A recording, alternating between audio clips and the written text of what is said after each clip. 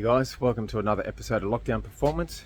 Today I've got a few things I need to get done, and one of those things is getting the turbo, manifold, all the brackets, all that sort of stuff off the Q45.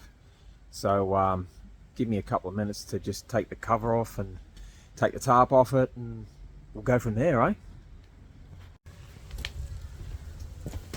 I've got tools out here. I've got some nice weather at the moment, so I'll smash this off, smash that off, and yeah, hopefully pretty soon there'll be a hole here where this used to be.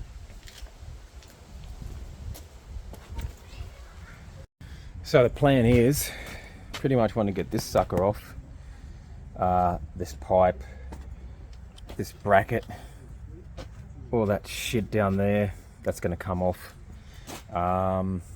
And also, if you can see under here, let's just flip this up a bit, that's going to come off. So basically, once I'm done, that's going to be bare. Now the reason I'm doing this is because I need that turbo for the 1J Volvo. I'll chuck you on a bit of a lapse or whatever you want to call it. Let's go.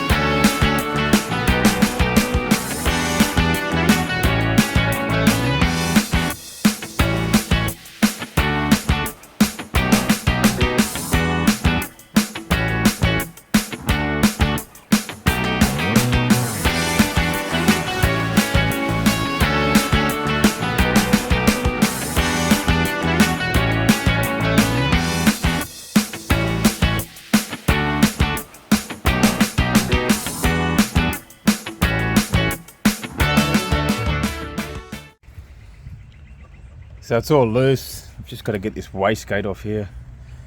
Bloody, it's in the way. It's annoying the shit out of me.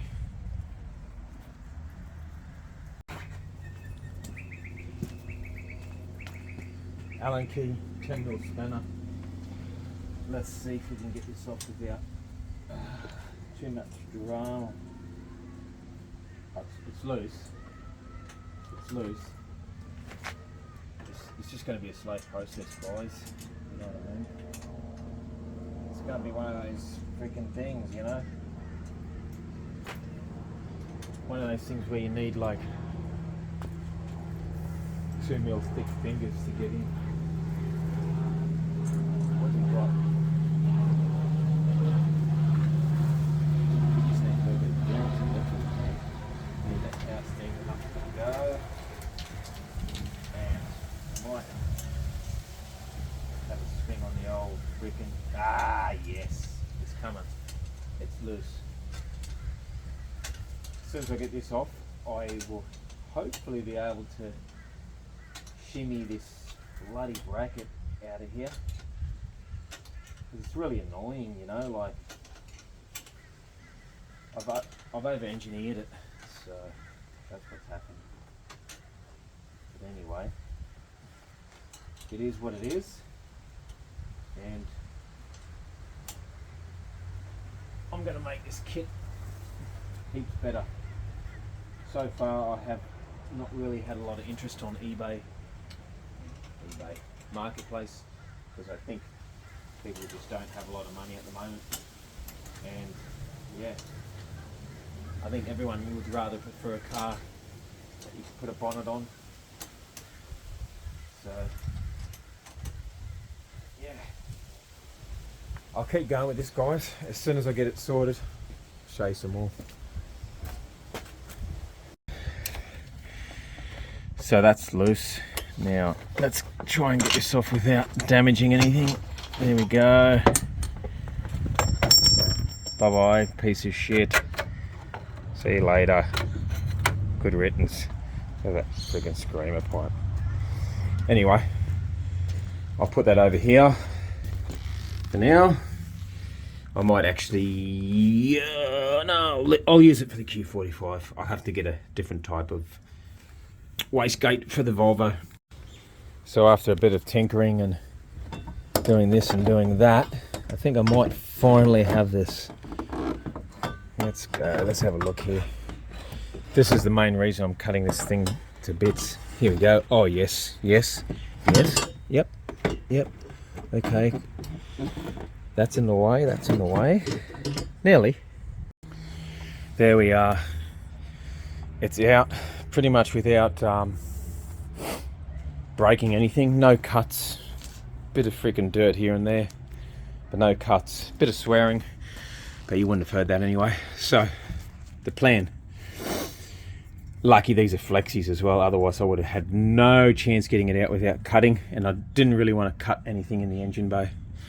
So plan is that's going to get cut. For now, this will probably, I'll leave that at T4. I can always get a T4 to T3 adapter, because the height of the turbo that I'm going to use is not going to be going through the bonnet anyway. But yeah, that is not needed. That's going. I'm going to have a bit of a look at this here. Now, a lot of people say wastegate should be going that way, obviously with the flow. So, and this is in the way as well, so I might have to rotate that. But for now, yeah, I'm happy that I got it all off. It took me probably about an hour. Had you on the time lapse and that for a while, just mucking around here and there. Obviously I'm going to use that for the 1J. I'll probably use this return for the 1J as well, because it's the same fitting, dash fitting, and the fitting that I got, the eBay stuff, was just junk. So I'm going to use that. I'm going to have to get a square type wastegate for it. So guys, that's it really for today anyway. I'm going to start packing up. Bloody wow. I'm surprised that actually happened without a drama. You know, car stuff normally causes lots of dramas, but this time it wasn't too bad. The only drama, tiny bit of drama I had was when I was trying to shimmy that thing out, that bracket. I didn't really want to wreck the radiator. I've got a spare one, but still, I just don't want to wreck stuff. So yeah, I'm happy I got that off. I'm going to do some measurements on this turbo wheel as well, just to double check what size the front wheel and rear wheel and all that sort of stuff is. I'll have a bit of a look at it, see what it looks like. I mean, it's hardly done any work. Pretty much all I did was bolt it on this car. I haven't even driven it with this, with that setup, but I don't know. I could tell that it was still laggy, and I just don't want that. So I've seen a few other people on YouTube in the past experimenting with T76s. I know a mate of mine had a T66 on a VH45. It had a T3 housing, and it was coming out on the passenger side. Yeah, I don't know. I questioned him. This guy used to help me out with a lot of VH stuff, but he doesn't really talk to me anymore because, like most people, he's an arsehole. But he's smart. I'll give him that. He knows who he is. Yeah. So, you know, that's why I sort of questioned him about the turbo T4 and all that sort of stuff. So, but anyway, look. No drama. I've got the option of going T4 to T3. Da-di-da-di-da. I don't think I'll put a V-band on it. I won't worry about it. I'll just leave it like that. But a smaller housing will definitely help it spool up quicker. 0.83 or something like that. I think the T76s, you can get them in 0.83s, 0.96s. I'll go to 0.83. There are 76mm inlet wheel size, and I think there are 75mm on the exhaust. I think 3-inch. Let me just get this measurement here while I've got you guys around. Turn this around. Tape measure. Let's see if I can see this in the friggin' dark. What have we got? Oh wow, that's nearly 4-inch OD. So yeah, that housing might be too big for the 1J as well. A few people have told me it should be alright, but I really want to go around the 3-inch on the exhaust side. 3-inch pipe, it'd be good because I could squeeze it in everywhere, through front of me fans, and then side, underneath there somewhere. It'll just be heaps better. Anyway, guys, thanks for tuning in. I'll catch you next time on Lockdown Performance.